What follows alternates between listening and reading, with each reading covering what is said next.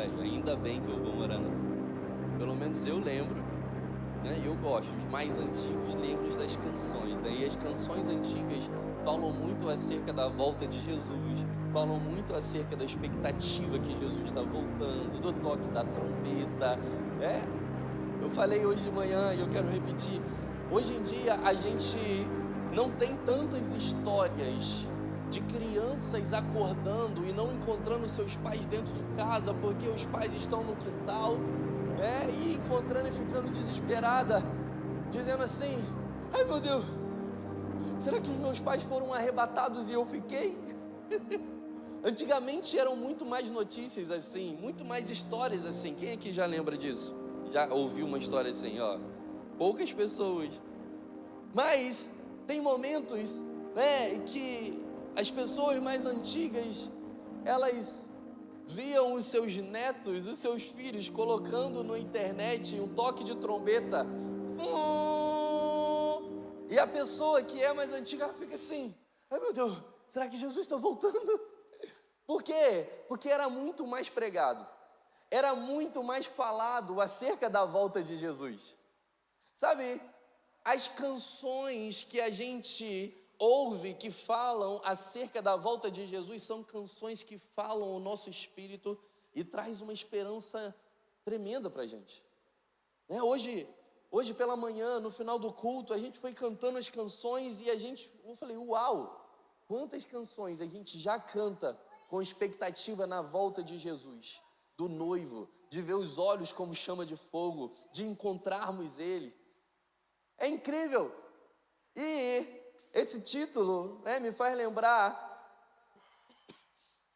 que eu sempre cantei essa música, Ainda bem que eu vou morar no céu. Canta aí. Ainda bem que eu vou com Deus, que eu vou morar com Deus.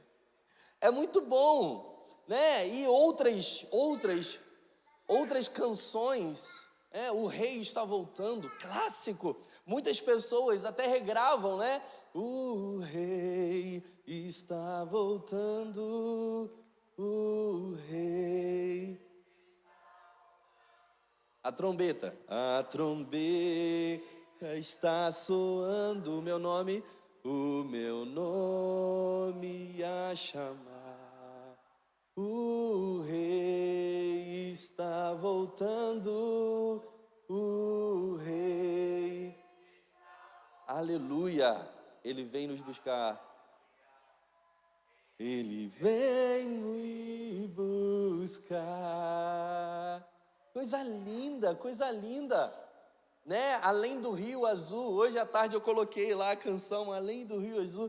Morte, choro, os mais pentecostais, nunca mais, tristeza e dor, nunca mais. São músicas que cantam Bíblia, são músicas que cantam acerca da nossa maior expectativa, que é a volta do nosso Senhor Jesus Cristo. Eu quero começar lendo um versículo para você que toca o meu coração, porque é uma certeza que Jesus nos dá. A Bíblia diz em 2 Coríntios, capítulo de número 1, segunda carta aos Coríntios, capítulo de número 1, versículo 22, diz assim: o qual também nos selou e nos deu o penhor do Espírito em nossos corações. Sabe, a Bíblia diz que o Espírito Santo é o penhor. Quem aqui sabe o que é penhor? O que é penhorar alguma coisa? É quando você faz uma promessa a uma loja, você pega uma quantia e você deixa algo lá. Quando você deixa lá, você está penhorando. Não quer dizer que você está dando aquele objeto para a loja, não é? Hoje a gente não vê muito isso, Não quer dizer que você está dando aquele objeto para a loja. Quer dizer assim: eu estou penhorando ele e eu estou dando como certeza de que eu vou voltar para buscar. Quando a Bíblia diz que o Espírito Santo é o penhor, ele está dizendo o seguinte: Jesus, ele falou, é melhor que eu vá para que eu envie o Consolador. o Espírito da verdade, que o mundo não pode conhecer, mas ele já está em vós, e ele vos guiará por toda a verdade. Ele está dizendo, eu vou, mas eu vou enviar o Espírito Santo, e o Espírito Santo vai habitar em vocês, e o Espírito Santo vai cumprir o propósito em vocês, mas o Espírito Santo, ele é o penhor, ou seja, ele é uma certeza para vocês, de que eu vou, mas um dia eu vou voltar.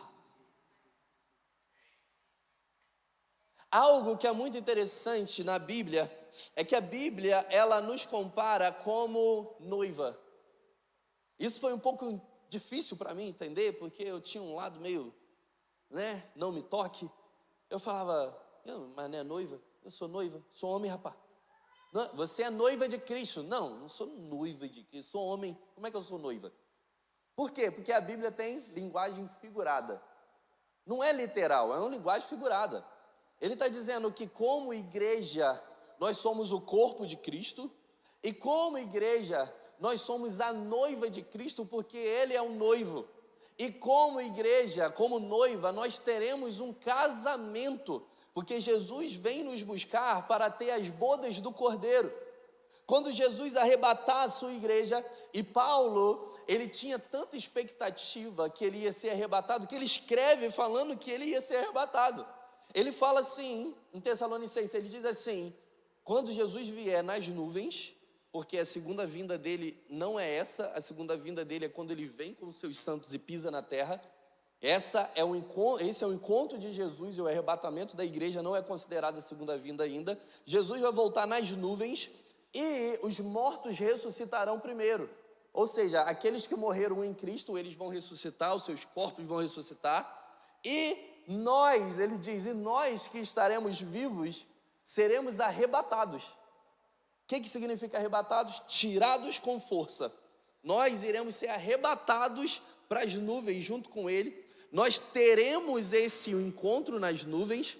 E a partir daí, Apocalipse, ele vai falar, Apocalipse, Tessalonicenses, Daniel, que são livros que carregam uma mensagem escatológica, que fala acerca do fim dos tempos, vai falar sobre o casamento, as bodas do Cordeiro, ou seja, 7 anos de casamento no céu. Enquanto isso vai estar acontecendo muita coisa aqui na terra, os primeiros 3 anos e meio de falsa paz e aquilo tudo, e depois 3 anos e meio de guerra, até que Jesus vai vir, vai pisar no Monte das Oliveiras, o Monte das Oliveiras vão se abrir, e o Mar Morto vai começar a ter vida, e as nações, elas vão começar a espremer Israel vai estar sofrendo muita guerra, muita coisa. Por isso que a Bíblia diz, a gente interpreta dessa maneira, que Israel é o relógio do mundo, porque quanto mais guerra houver em Israel, mais é o sinal que a igreja está sendo arrebatada, que a gente vai passar esse período no céu, e que Jesus vai vir para reinar com justiça.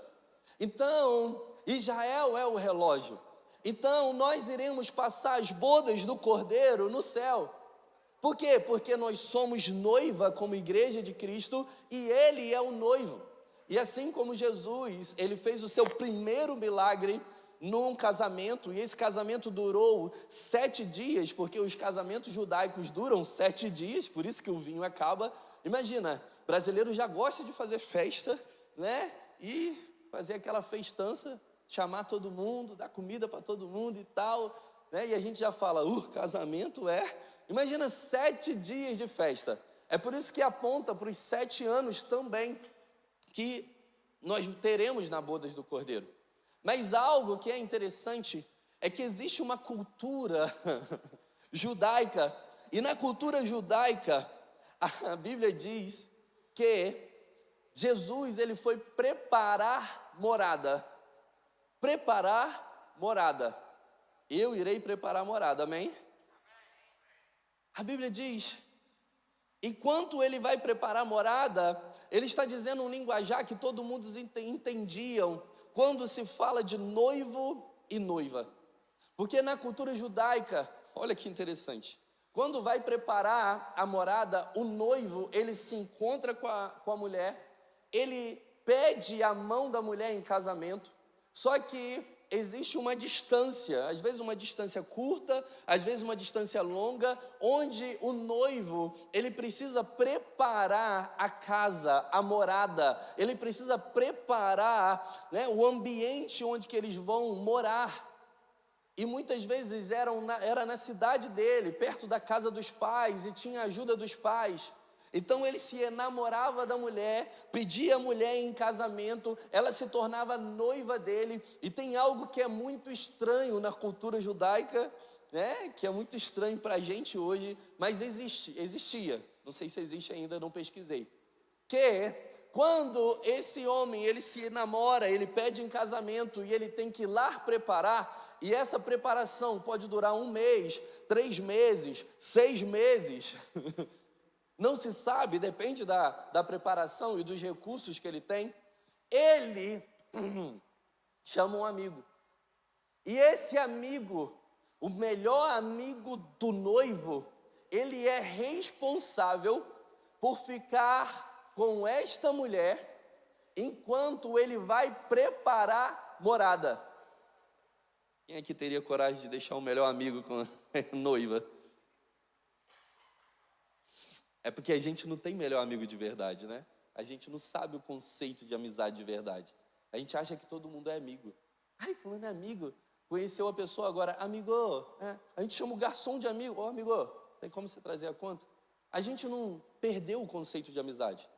Mas ele pega esse melhor amigo, e esse melhor amigo durante este período, e olha que era sem telefone, sem carro para ir rapidinho, sem telegrama, sem computador, sem WhatsApp, sem nada. Esse amigo ficava aqui enquanto ele ia preparar morada. Esse amigo, ele era incumbido de falar quais eram as vontades, os desejos desse melhor amigo dele para a noiva. Ele gosta disso, ele não gosta disso, o sonho dele é esse. Ele já tinha falado muita coisa, mas alguns detalhes, algumas preparações, principalmente para o casamento, aquele homem, ele estava incumbido de ensinar, preparar aquela noiva para o casamento. E depois que passava esse tempo de preparar morada, ele vinha ao encontro da noiva, e a família toda ia casar, e quando casavam, eles iam para essa morada. Olha que simbolismo maravilhoso Jesus usa. Porque quando a gente olha para a Bíblia, a gente esquece às vezes que existe uma cultura por trás da Bíblia, que Jesus é judeu, nasceu como judeu, e todo o linguajar que ele fala é um linguajar de acordo com a cultura da época. Se a gente chega e fala para algumas pessoas aqui acerca de expressões mineiras, todo mundo vai entender. Todo mundo que é mineiro. Você vai falar, ih, tá pegando boi. Talvez você não entenda, mas o mineiro entende. Ih, vai cair um pé d'água. Aí você já imagina um monte de coisa. Você não é mineiro, pé d'água. O que é isso? De onde vai cair? Né? Tem várias expressões. Tá fingindo de égua. Né? O mineiro não tem essas expressões, assim como cada região do Brasil tem a sua expressão. Só que lá em Israel também tem as suas expressões, também tem a sua cultura, também tem os seus costumes. E quando Jesus fala esse linguajar, todos os discípulos entendem. Porque ele está dizendo, ele está dizendo assim, não se turbe o vosso coração, credes em Deus, credes também em mim. Na casa do meu pai há muitas moradas. Se não fosse assim, eu não vos teria dito, vou preparar lugar. E ele diz no capítulo que ele vai enviar o Consolador, o amigo. Porque o paralelo ele é o noivo, nós somos a igreja. Ele vai preparar morada.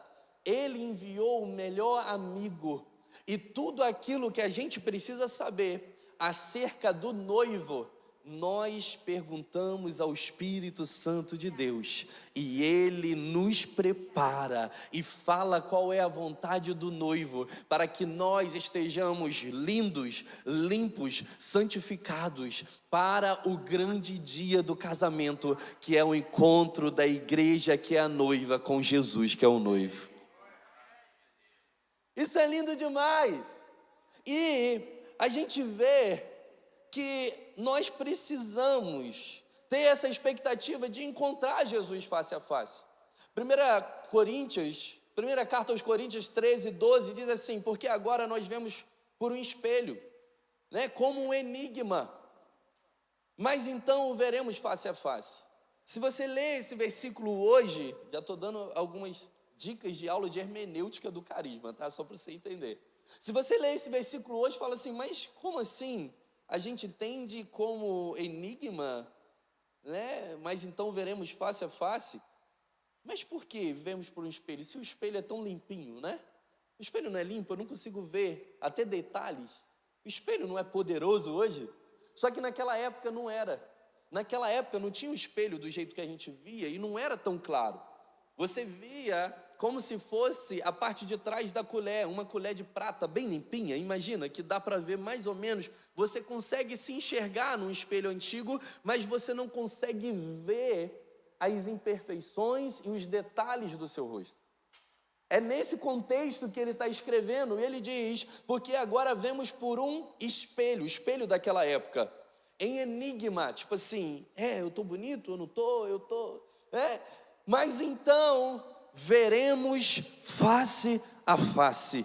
Agora eu conheço em parte, mas então conhecerei como também sou conhecido. Isso é lindo demais, meu irmão. Por quê? Porque a gente precisa ter expectativa naquilo que Jesus vai fazer com a sua igreja. E uma das coisas que ele vai fazer é voltar de braços abertos para poder buscá-lo. Mateus 24 diz: quanto mais guerras, quanto mais ruído de terremotos, de pai contra filho, filho contra pai, você vai vendo ali a listagem de coisas, é o início das dores, e é o início que Jesus está voltando. Ao mesmo tempo que a gente fica desesperado, não fica desesperado porque a gente é crente, né? Ao mesmo tempo que a gente fica, instigado, apreensivo por tudo que está acontecendo, ao mesmo tempo isso é um sinal de que Jesus está voltando. Por quê? Porque a Bíblia diz: no final dos tempos, o santo se santificará cada vez mais e o sujo se sujará cada vez mais. Ou seja, tudo que você vê de promiscuidade, de roubo, de mentira, você está vendo que está ficando cada vez pior. Mas quando você olhar para a igreja de Cristo, você vai ver que pessoas estão cada vez mais santas, cada vez mais limpas, cada vez andando na verdade, cada vez mais se entregando ao Espírito Santo, cada vez mais buscando a vontade de Deus. E isso vai ser cada vez mais comum daqui para frente. Por quê? Tudo isso é uma preparação para a volta de Jesus. Sabe, eu quero ler alguns versículos com você, para você entender que você precisa ter expectativa na volta de Jesus Cristo. Sabe, porque muitas pessoas não sabem nem como vai ser o céu, e a Bíblia diz como vai ser o céu, e talvez você nem conheça canções que falam acerca do céu. Ruas como de ouro, meu irmão, rua de ouro. Se você pensar um pouquinho sobre isso, o ouro, o dinheiro, é algo que a gente sempre vive correndo atrás, é algo que a gente sempre vive trabalhando, é algo que se falta traz, né, um problema para a gente precisa se adaptar, a gente precisa descer o nível de vida, e a gente precisa, e a maioria das situações são resolvidas com essa ferramenta que é o dinheiro, mas lá no céu, aquilo que é mais precioso para os homens, lá é asfalto. Isso não tem na Bíblia, tá? Mas se um anjo varrer o asfalto lá de cima e cair um pedacinho de ouro, resolve a tua vida. Tem na Bíblia isso não, tá? Só você. Sabe, mar de cristal, muro de jaspe, a cidade iluminada pela glória de Deus, glória do Cordeiro, porque não precisa de sol e nem de lua. Coisa linda, e eu falo para você fala, isso está na Bíblia. Está na Bíblia. Olha o que diz Apocalipse 21, 4. E lhes enxugará dos olhos toda lágrima, e a morte já não existirá, já não haverá luto, nem pranto, nem dor, porque as primeiras coisas já passaram. Sabe, essa dor, esse sofrimento, esse luto, esse choro, no céu não vai ter. Se tem um momento para a gente sofrer, é só aqui, porque no céu não vai ter. Eu disse para uma pessoa hoje, eu disse assim, se você nasce uma vez, você morre 2 vezes. Se você nasce 2 vezes, você morre 1 vez. Esse é o resumo do cristão. Se uma pessoa apenas nasce de forma natural, ela vai ter a morte física e ela não entregou a vida para Jesus, então ela não nasceu a 2ª vez, e ela vai ter a morte eterna. Nasceu uma vez de forma natural, morte física e morte eterna, é inferno. Mas se uma pessoa, ela nasce 2 vezes, ela nasce de forma natural e ela entrega a vida para Jesus e tem o novo nascimento, ela nasce de novo, que é o nosso linguajar, eu nasci de novo. Essa pessoa, ela pode morrer apenas uma só vez, que é a morte física, porque ela já tem a vida eterna. Olha o que diz Apocalipse 21, 23 e 27. A cidade não precisa de sol. A cidade, a Nova Jerusalém, não precisa de sol, nem de lua, para lhe darem claridade, pois a glória de Deus a ilumina, e o Cordeiro é a sua lâmpada. As nações andarão mediante a sua luz, e os reis da terra lhe trazem a sua glória.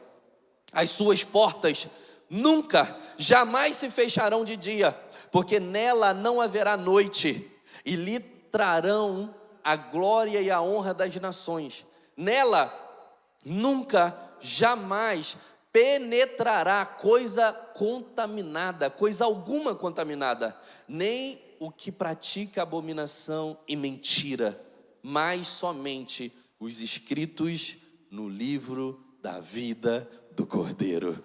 Quem aqui tem o nome escrito no livro da vida do Cordeiro? Sabe, Jesus, ele deu um sinal da sua vinda e eu quero passar muito rápido por isso. Eu vou contar para você.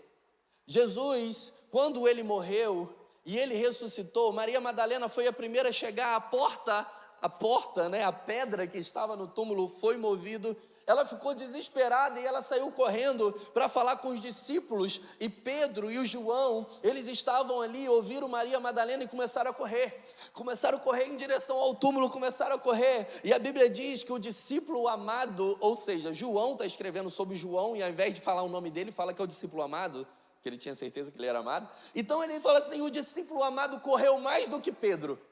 Ele correu mais do que Pedro, chegou na frente, Pedro está vindo lá atrás, ele abaixa e ele olha os lençóis, e ele creu, e ele esperou Pedro chegar, porque ele não entrou, ele esperou Pedro chegar. Quando Pedro chega,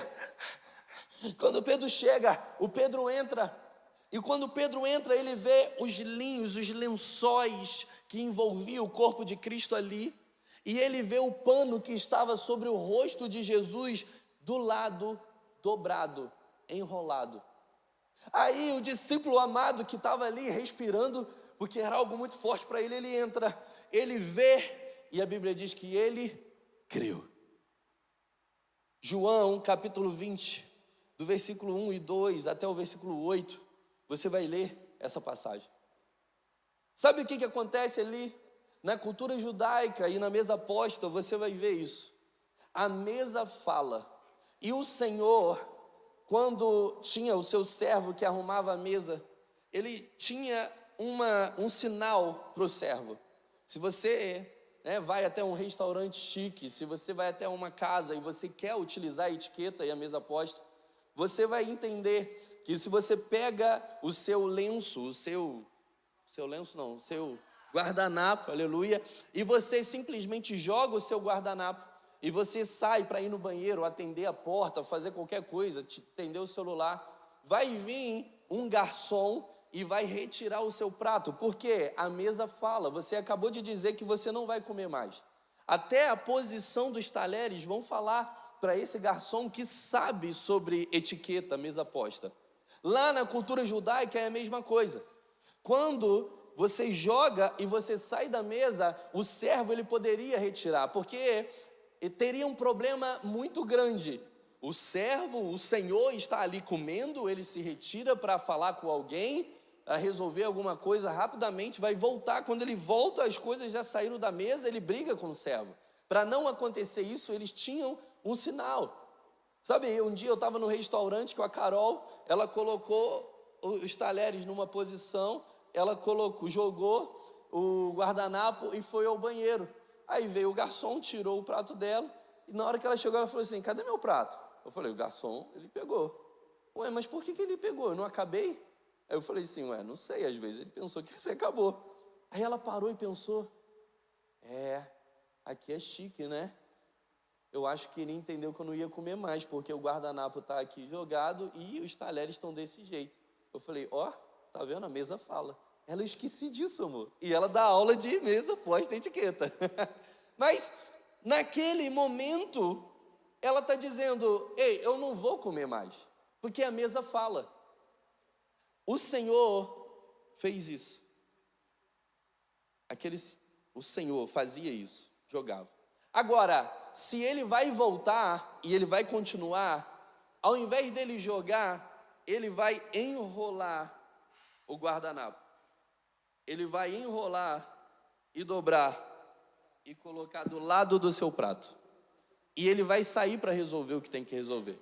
Quando o servo olha a mesa e vê que a mesa está daquele jeito e existe um sinal para ele, ele não vai mexer na mesa, porque ele tem uma certeza: o meu Senhor vai voltar.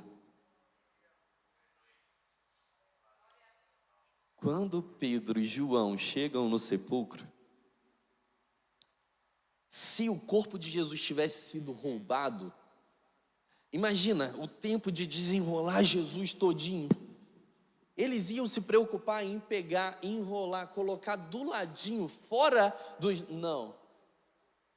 Aquilo dali foi obra de alguém que levantou, que tirou o linho, que colocou de um lado, pegou o lenço que estava no rosto, dobrou, colocou à parte de propósito, para que seja um sinal, para que os discípulos vejam: eu vou voltar. Jesus deu um sinal, e existe um versículo que é muito interessante, que diz, Mateus 24, 25, 45 a 47.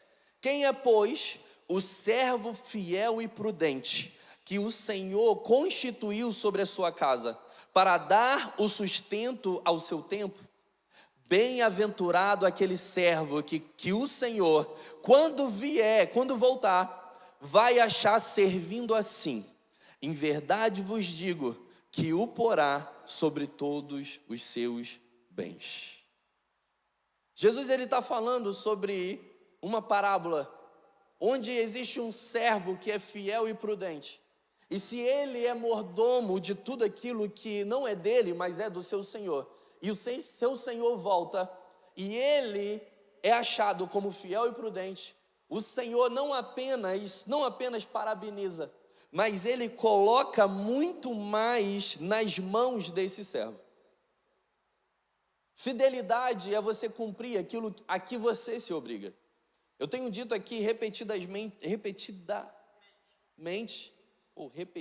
vezes, que fidelidade não tem a ver apenas com o outro, tem a ver comigo. Porque quando eu estou num casamento e eu falo para minha noiva, minha esposa, eu falo assim: eu vou contigo até a morte nos separar, na saúde e na doença, na alegria e na tristeza, na riqueza ou na pobreza. Eu estou dizendo aquilo. Ninguém está me obrigando a falar aquilo. Então, quando eu me divorcio, quando eu não estou nem aí para a mulher, quando eu a abandono, sabe o que está acontecendo? Antes de ser infiel a ela, eu estou sendo infiel a mim. Porque eu proferi essas palavras, porque eu disse eu te amo, porque eu fiz promessas para ela. A mesma coisa com o evangelho. Você não vem na igreja obrigado. Quando você vai entregar a vida para Jesus, você entregou, ninguém colocou uma arma na sua cabeça. Você disse, eu quero, levantou a mão. Você fez uma oração de confissão. E a partir desse momento você está dizendo, eu quero viver uma nova vida com Jesus. Eu quero seguir os princípios da palavra de Deus. Eu quero viver tudo o que Ele tem para mim. E eu vou me esforçar para isso.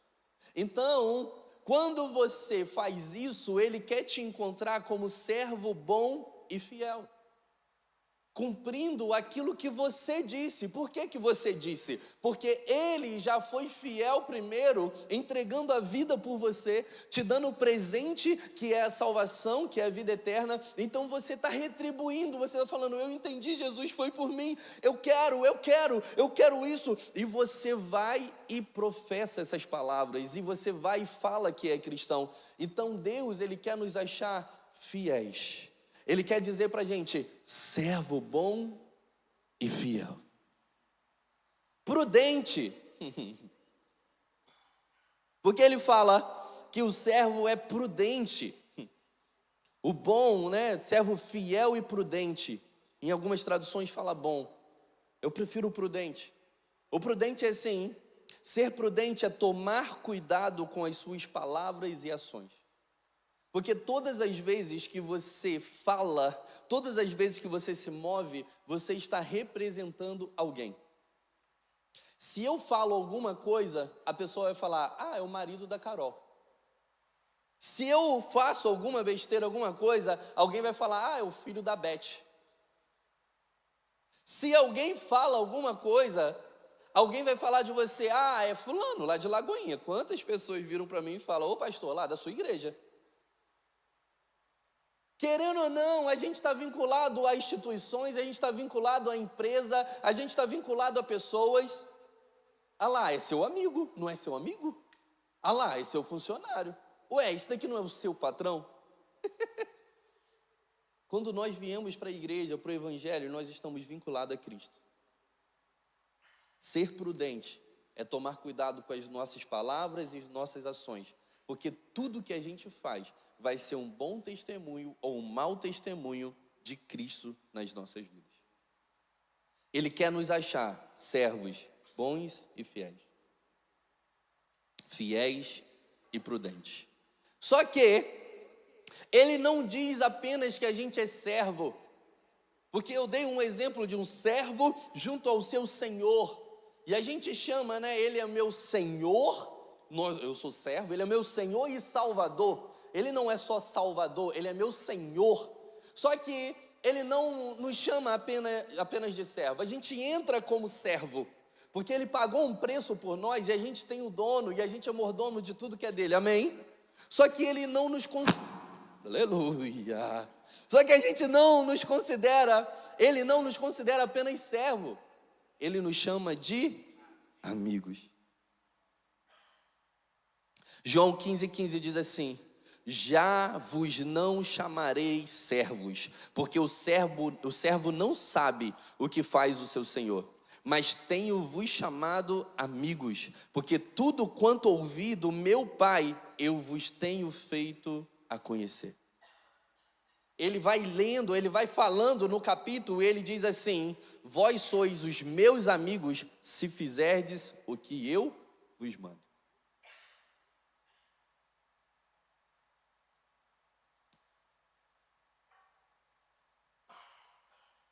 Jesus, ele vai voltar e ele vai nos encontrar ele quer nos encontrar não apenas com a postura de servo, mas com postura de amigos. Sabe, Existe uma diferença entre um servo e um amigo. E a diferença é intimidade. Como um servo iria encontrar o seu senhor e como um amigo iria encontrar o seu amigo. Talvez um servo, alguém que você já trabalhou lá atrás, você vai falar assim: ia lá, eu trabalhei com fulano, trabalhei para ele lá. E aí, tudo bem? Beleza? Que benção, bom te ver.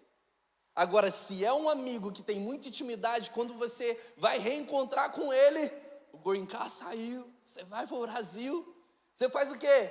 Caraca, maluco, que saudade de você. Você abraça, você sorri, um abraço sincero, uma alegria sincera. Por quê? Porque você tem intimidade com o seu amigo.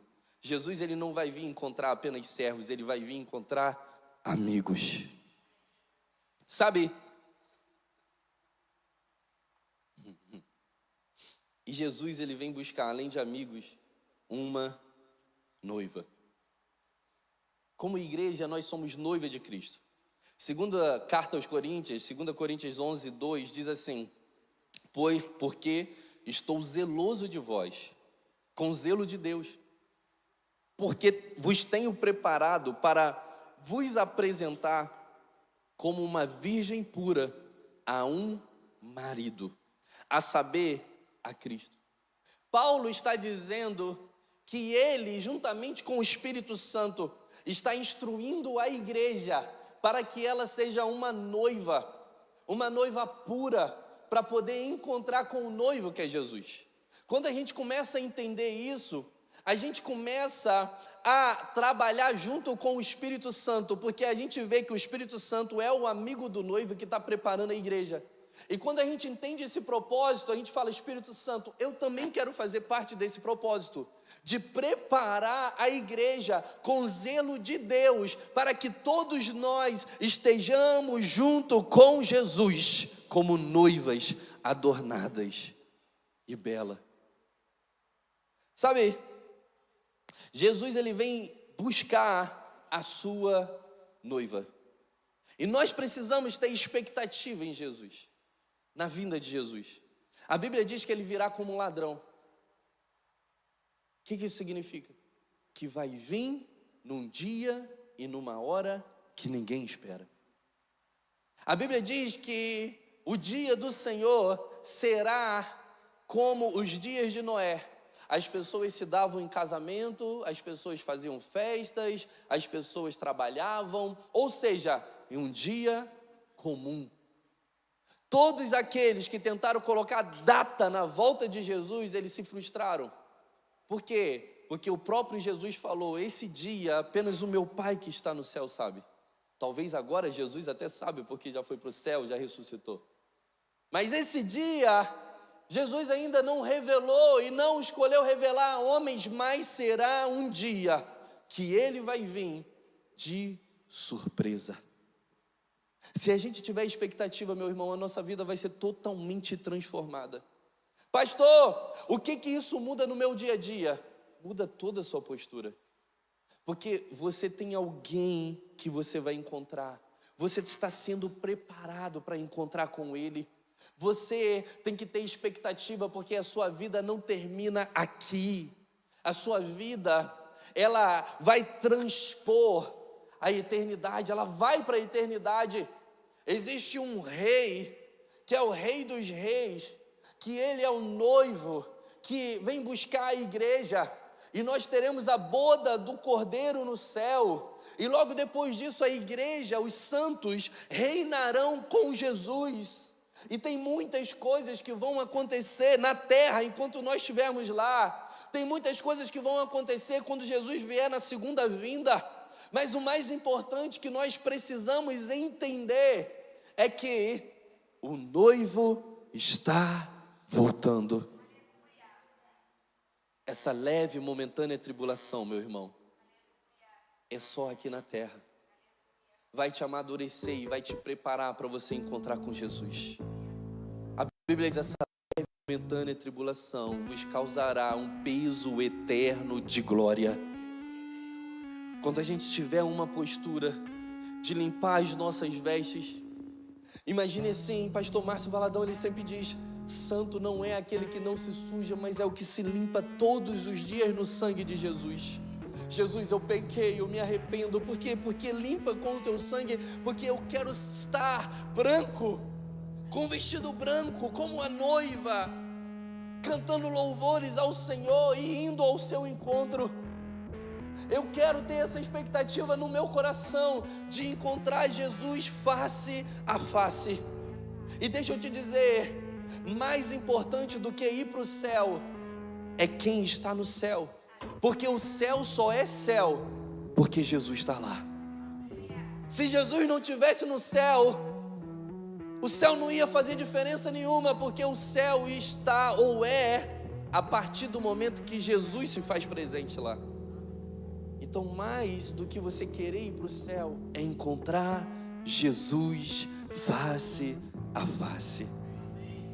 Que você seja fortalecido no seu dia a dia, entendendo que o Espírito Santo habita em você, e Ele vai te mostrar cada vez mais sobre Jesus. Peça: Espírito Santo, revela Jesus para mim, o que Ele gosta, como eu posso ser preparado e como eu posso te auxiliar nesse projeto de preparar a igreja do Senhor Jesus Cristo. Quando eu prego essa palavra, eu sinto assim tão feliz, porque eu trago à memória algo lindo. Eu casei 2 vezes, um na igreja e outro no sítio com a mesma mulher, fora o cartório. Casei com a Carol. Era o meu sonho casar na igreja, o sonho dela casar no sítio. A gente casou na igreja. E no casamento da igreja, ela veio linda, entrando pela igreja. E ela veio de braços dados com o irmão e com o avô, porque o pai dela já é falecido. E ela veio andando, E todo mundo ficava procurando assim: cadê o noivo? O noivo fugiu. O meu concunhado, ele assim: o noivo fugiu, cadê o noivo? A noiva está entrando sozinha. E entrando naquela marcha nupcial e também na música Yeshua. Quando ela chegou aqui na frente, ela ficou com um buquê olhando assim para trás assim. E eu entrei depois da noiva, simbolizando o encontro de Jesus e a igreja, porque o casamento judaico é assim. Não foi o casamento judaico todo ele, a gente só pegou uma parte da representação. Enquanto ela entrou e ela veio, eu vim andando, e não sei porquê, eu estava chorando muito, acho que era cebola, alguma coisa. Eu estava chorando muito, vim entrando, e foi algo tão forte, tão representativo, que as pessoas do lado, até porque ela casou com 28 anos, comigo, virgem, sem dar beijo na boca em ninguém, foi o primeiro beijo comigo. Então todo mundo dando glória a Deus, aleluia. As pessoas falando em línguas, um do lado da outra assim, eu sentindo a presença de Deus. E quando eu cheguei perto do altar, ela voltou para se encontrar comigo, representando o casamento, o encontro de Jesus vindo até as nuvens e a igreja indo até as nuvens encontrar com o noivo. Eu quero terminar falando com você aquilo que eu falei de manhã, e você pode ficar de pé. Jesus ele não fala ou não compara o relacionamento dele com a noiva, simbolizando o namoro. Porque namoro não tem um compromisso de aliança tão forte. Muitas pessoas namoram para ver se vai dar certo. Muitas pessoas namoram sem expectativa em casamento. Muitas pessoas namoram sem o foco, sem entender que o divórcio começa no namoro e o casamento começa no namoro. O namoro é algo que não tem uma aliança tão forte. E o casamento, ele não comparou com o casamento. Por quê? Porque o casamento, você não tem um beijo colante todos os dias. Se você tiver, aleluia, aquele bicho de romance, de novela, né? Você vai beijar e muitas vezes, não escovei o dente. Você vai beijar e a pessoa acha até estranho. Por quê? Porque já caiu na rotina, né? Muitas vezes a sua mulher passa perto de você e você não tem aquela vontade de... Todo homem tem isso, né? Aquela vontade de dar um tapinha, né? De brincar. Muitas vezes o casamento vai para a rotina. Você não faz nada diferente, você não está visitando lugares, você não está viajando, você não está indo no restaurante, você não está dando presente. Então a chance de um casamento cair na rotina e não viver essa paixão, essa demonstração de carinho, de amor, todos os dias, é muito grande. Então Jesus, ele comparou como o noivado. No noivado, você liga toda hora. No noivado, você tem expectativa de quando eu vou ver a pessoa. Você pensa, eu não vou mandar mensagem, eu quero ouvir a sua voz. Às vezes você não tem nem assunto e você fala, oi, tudo bem? Tudo bem. E aí? Não, é só para ouvir a sua voz. É aquele momento que você fica, desliga você. Não, desliga você. Não, desliga você. Quem está fora nem entende, porque, nossa, que coisa melosa. Você fala, não, então tá bom, então vamos desligar no 3. 1, 2, 3. Você não desligou. Quem é noivo tem expectativa e às vezes se torna, para algumas pessoas, até chato. Porque você está falando com a pessoa, fulano gosta disso. Lembrei de fulano, porque ele comentou que já foi nesse lugar. Fulano tá doido para assistir esse filme. O tempo todo falando sobre o noivo, o tempo todo falando sobre a noiva. Porque quem é noivo tem expectativa. Porque quem é noivo sonha junto. Porque quem é noivo tem um projeto junto. Quem é noivo está sendo preparado para viver um com o outro. Quem é noivo, os olhos brilham quando você está falando com ele. Quem é noivo tem expectativa no encontro com o seu noivo ou com a sua noiva. Jesus, ele comparou a igreja com a noiva. É por isso que ele fala, volte ao primeiro amor. Porque existe o amor maduro, mas o amor que não carrega a paixão. Nós muitas vezes vivemos um amor maduro, mas a paixão, ela pode ir diminuindo, e segundo um psicólogo chamado Gary Chapman, ela pode acabar com 2 anos, podendo ser renovada. Então, dependendo do que você faz, você renova a paixão. Dependendo do que você faz, você renova a paixão. E o amor, ele amadurece. E ele mantém em atitudes, em fidelidade. Mas o primeiro amor, que é esse amor de noivado, é o amor que você quer ver, o amor que você fala o tempo todo, é o amor que está carregado de paixão. É um amor que você tem a expectativa de tudo dar certo. E viver uma vida inteira junto com o seu amado. Aleluia. Então, nesse momento, eu quero que você saia daqui apaixonado e amando cada vez mais Jesus, com expectativa da sua volta. Que uma oração faça parte do seu dia a dia, dizendo, Jesus, que o Senhor possa voltar e que eu possa estar preparado para encontrar contigo. Que você possa dizer, Maranata, ora vem, Senhor Jesus. Que você não possa ter medo de falar isso, Maranata, ora vem, Senhor Jesus. Porque muitos têm medo de falar isso, porque eles não estão preparados para a volta de Jesus. Mas que você, juntamente com o Espírito Santo, possa ser essa noiva como igreja, com expectativa no casamento, nas bodas do Cordeiro, que nós iremos passar com Jesus Cristo, que é só o início da vida eterna.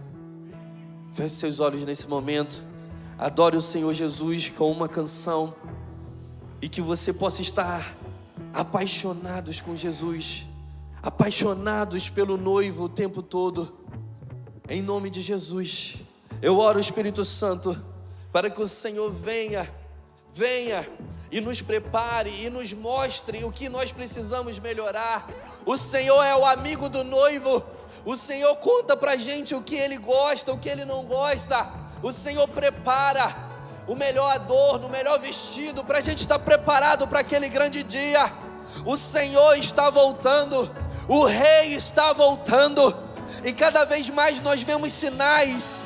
Por isso, Espírito Santo, que nós possamos juntamente contigo clamar: Maranata, ora vem, Senhor Jesus. Maranata, ora vem, Senhor Jesus. Em nome de Jesus, em nome de Jesus.